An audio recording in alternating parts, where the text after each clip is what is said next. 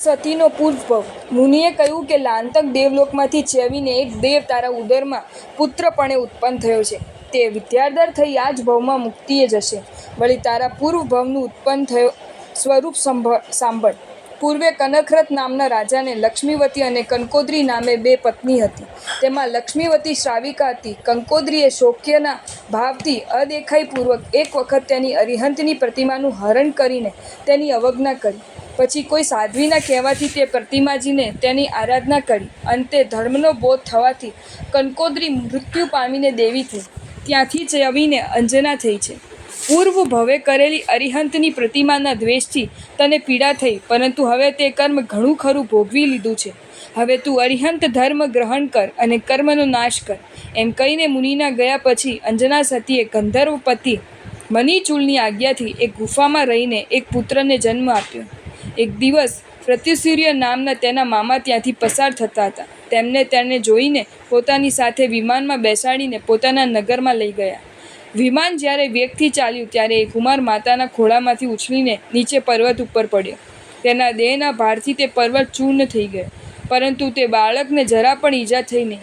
પ્રતિસૂર્ય જલ્દીથી નીચે જઈને તેને લઈ લીધો અને અંજનાને સોંપ્યો અને માતા પુત્રને લઈ પોતાના હનુરહુ નામના નગરમાં આવ્યો. આ બાળક જન્મ્યા પછી તરત હનુરહુપુરમાં આવ્યો. તેથી તેના મામાએ હનુમાન એવું નામ પાડ્યું અને તે ત્યાં વૃદ્ધિ પામવા લાગ્યો.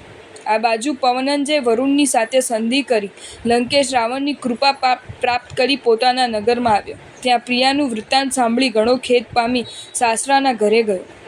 ત્યાં પણ પોતાની પ્રિયાને ન જોવાથી તેને શોધવા વને વન ભમવા લાગ્યો, પણ ક્યાંય ન મળવાથી પોતાના માતા પિતાને પોતે પ્રિયાના વિરહથી મરણ પામશે એમ કહેવરાવ્યું.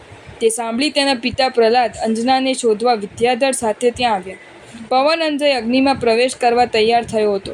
તેને અટકાવ્યો અને એટલામાં તેને મોકલેલા ખેચરો અંજનાને સાથે લઈને ત્યાં આવ્યા. સર્વે આનંદ પામી પ્રતિસૂર્ય રાજાના આગ્રહથી હનુરુ નગરમાં આવ્યા. પછી બીજા સર્વે રાજા લઈ પોતપોતાના નગરમાં ગયા અને પવનંજય તથા અંજના પુત્રની સાથે ત્યાં જ રહ્યા. હનુમાન ત્યાં રહી લોકોને હર્ષ આપતો અનુક્રમે સર્વ કલા શીખ્યો અને યૌવન અવસ્થા પામ્યો. એક વખત વરુણ સાથેના યુદ્ધમાં હનુમાનનું અદ્ભુત બળ જોઈ રાવણ તેની ઉપર ખુશ થયો અને પોતાનો કૃપાપાત્ર બનાવ્યો. વરુણની પુત્રી સત્યવતી, ખર વિદ્યાધરની પુત્રી અનંગકુસુમા અને તે સિવાય બીજા ઘણી કન્યાઓ હનુમાન પરણ્યો તથા રાવણે સૂર્ય વગેરે 9 વિદ્યાધરોને જીત્યા અને સુખે રાજ્ય કરવા લાગ્યો. અહીં દંડકારણ્યમાં રામચંદ્ર રહેલા હતા. ત્યાં એક વખત ક્રીડા માટે ફરતા લક્ષ્મણે વનમાં ખડગ જોયું. ક્ષત્રિયપણાથી તે ખડગની પાસે વંશજાલ હતી. તેને તે ખડગથી છેદી. તેટલામાં તેની આગળ કોઈનું મસ્તક કપાઈને પડ્યું. તે જોઈને આહા, કોઈ પુરુષને મેં મારી નાખ્યો એવો લક્ષ્મણનો પશ્ચાતાપ થયો. પછી તે ખડગ લઈ રામ પાસે જઈ તે વૃત્તાંત કહ્યું. રામે કહ્યું, તમે આ સારું ન કર્યું. આ ચંદ્રહાસ ખડગ છે અને જેને તમે મારી નાખ્યો એ પુરુષ તેનો સાધનાર હશે. વળી આટલામાં તેનો કોઈ ઉત્તર સાધક પુરુષ પણ હોવો જોઈએ. તેવામાં રાવણની બહેન શૂર્પનખા પોતાના પુત્રને આજે વિદ્યાસિદ્ધ થયેલી હશે એમ જાણી પૂજાની ઘણી સામગ્રી લઈને ત્યાં આવી. તેવામાં પોતાના પુત્રનું મસ્તક છેડાયેલું તેણે જોયું. તે જોઈને ઊંચે સ્વરે પોકાર કરતી રુદન કરવા લાગી. પછી ત્યાં પુરુષના પગલાં જોઈ તે અનુસારે આગળ જતા દૂરથી તેને કામદેવ જેવા મનોહર રામચંદ્રને જોયા. રામના સુંદર રૂપથી મોહ પામી તે પોતાનું વેર ભૂલી ગઈ અને શોક છોડી દઈ પાસે આવી સંભોગ માટે તેમની પાસે યાચના કરી. ત્યારે રામે કહ્યું, હું સ્ત્રી સહિત છું, માટે લક્ષ્મણ પાસે જા. તેથી તે લક્ષ્મણ પાસે આવી. એટલે માનસિક વિકારથી તું મારી ભોજાઈ થઈ ચૂકી, તેથી ત્યારે મારે ગ્રહણ કરવા યોગ્ય નથી એમ કહી લક્ષ્મણે પણ તેનો ત્યાગ કર્યો. આ પ્રમાણે બંને તરફથી ભ્રષ્ટ થયેલી એ દુષ્ટા રોષથી ત્યાંથી નાસીને મસ્તક કૂટતી પોતાના પતિ પાસે આવી. પુત્રના વધનો વૃત્તાંત કહ્યો. તે સાંભળતા 14,000 વિદ્યાધર સુભટોની સાથે ખરાદી વીરો કોપ કરતા રામ ઉપર ચડી આવ્યા. રામે લક્ષ્મણને કહ્યું, હું શત્રુઓને હણવા જઉં છું. મારા આવતા સુધી આ તમારી ભાભીનું રક્ષણ કરજો. પણ લક્ષ્મણે એમને અટકાવી પોતે યુદ્ધ કરવા ચાલ્યા. ત્યારે રામે સંમતિ આપતા કહ્યું, જો શત્રુઓ તરફથી કોઈ સંકટ આવે તો સિંહનાદ કરીને મને જણાવજે. આ પ્રમાણે રામની આજ્ઞા મસ્તકે ચડાવી ધનુષ્યના નાદથી અને ભુજાઓના આસ્ફોટથી શત્રુઓને ત્રાસ ઉત્પન્ન કરતા લક્ષ્મણ યુદ્ધ કરવા ચાલ્યા. તે વખતે દુરાશય શૂર્પનખા રાક્ષસી પોતાના સ્વામી ખડને મદદ આપવા માટે રાવણ પાસે જઈને કહેવા લાગી, હે બંધુ, કોઈ દેવ જેવા 2 પુરુષો દંડકારણ્યમાં આવ્યા છે. તેમને તપમાં રહેલા તારા ભાણેજ શંભુકને મારી નાખ્યો છે. મારા કહેવાથી તારા બનેવી તેમનો વધ કરવા ગયેલા છે અને તે હાલ લક્ષ્મણની સાથે યુદ્ધ કરે છે. તેનો બંધુ રામ પોતાના તથા લક્ષ્મણના બળથી તેમજ પોતાની સ્ત્રીના રૂપથી વિશ્વને અસાર ગણે છે. તેની પત્ની સીતા આગળ જગતની બધી સ્ત્રીઓ અને અપ્સરાઓ ઝાંખી પડે છે. એવી એ મનોહર સીતા તમારે જ લાયક, છતાં તેને રામ રાખી બેઠેલો છે. જ્યાં સુધી એ રમણી તારા હાથમાં નહીં આવે ત્યાં સુધી આ તારું રાજ્ય, તારી દિવ્ય સ્ત્રીઓ, તારા સ્વરૂપની શોભા અને તારું અપ્રતિમ બળ તે સર્વ નકામું છે. શૂર્પણખાના આવા વચન સાંભળી રાવણને સીતા પર અનુરાગ ઉત્પન્ન થયો. તેથી તે પુષ્પક વિમાનમાં બેસીને દંડકારણ્યમાં આવ્યો. ગરુડના તેજથી સર્પની જેમ રામના તેજથી તેનું અભિમાન હનાઈ ગયું. આથી રાવણ વિચારવા લાગ્યો કે હવે મારે શું કરવું. ચિંતાથી દોલાયમાન ચિત્તવાળા રાવણે અવલોકીની વિદ્યાનું સ્મરણ કર્યું. એટલે તે વિદ્યા તરત ત્યાં હાજર થઈ. રાવણે તેને જાનકીને હરણ કરવાનો ઉપાય પૂછ્યો. એટલે તે વિદ્યા બોલી, આ કાર્ય દુષ્કર છે, પરંતુ જો આ રામ તેને કરેલા સંકેત પ્રમાણે લક્ષ્મણનો સિંહનાદ સાંભળીને ત્યાં જાય તો પછી સુખેથી સીતાનું હરણ કરી શકાય. માટે હું એવી યુક્તિ કરું છું. રાવણે કહ્યું તેમ કરો. એટલે તે વિદ્યાએ બરાબર લક્ષ્મણ જેવો સિંહનાદ કર્યો. તે સાંભળીને સીતાના આગ્રહથી રામ લક્ષ્મણને સહાય કરવા દોડ્યો. તે સમયે છુપી રીતે રાવણે આકાશમાંથી નીચે ઉતરી સીતાને હરી લીધી.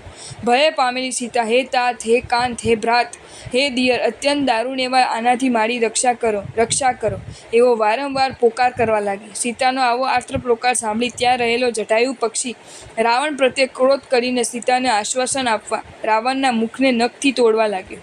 એટલે ક્રોધ પામેલા રાવણે ખડક ખેંચી જટાયુની પાંખ છેદી નાખી. મરણતોડ હાલતમાં જટાયુ નીચે પડ્યો. તેથી સીતા વિશેષ ભય પામી અને ભામંડળને સંભાળવા લાગી. હે બંધુ ભામંડળ, મારી જલ્દી રક્ષા કર. આ શબ્દો આકાશમાં જતા ભામંડળના અનુચર રત્નજટી નામના વિદ્યાધરે સાંભળ્યા. એટલે તે સીતાને જાણી ત્યાં દોડી આવ્યો. તેને પોતાની પાછળ આવતો જોઈને લંકાપતિ રાવણે પોતાની વિદ્યાથી તેને વિદ્યાઓ હરી લીધી, જેથી તે ભૂમિ ઉપર પડી ગયો. પછી રાવણ નિર્વિઘ્ને ગમન કરી પોતાના સ્થાને આવ્યો અને તેની સ્ત્રી થવાને નહીં ઈચ્છતી તે સીતાને ખેચરીઓની સાથે દેવરમણ ઉદ્યાનમાં મૂકી.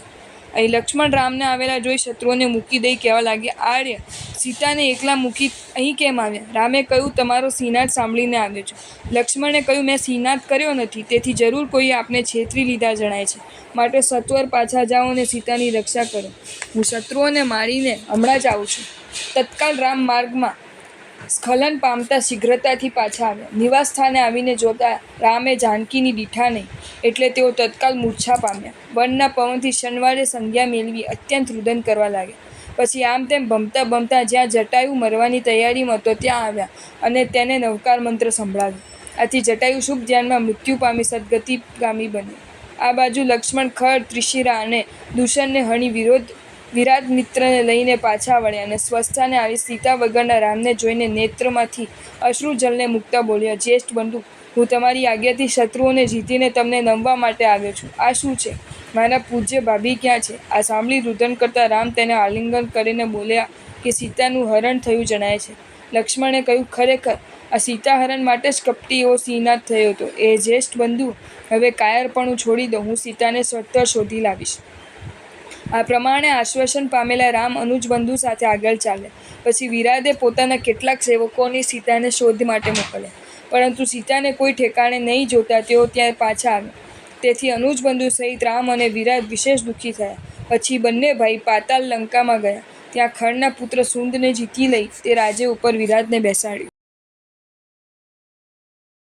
જો તમને આ વિડીયો ગમ્યો હોય તો આ વિડીયોને લાઈક કરો અને મારી ચેનલ જૈન ફેક્ટ્સ એન્ડ સ્ટોરીઝને સબસ્ક્રાઈબ કરો. ધન્યવાદ.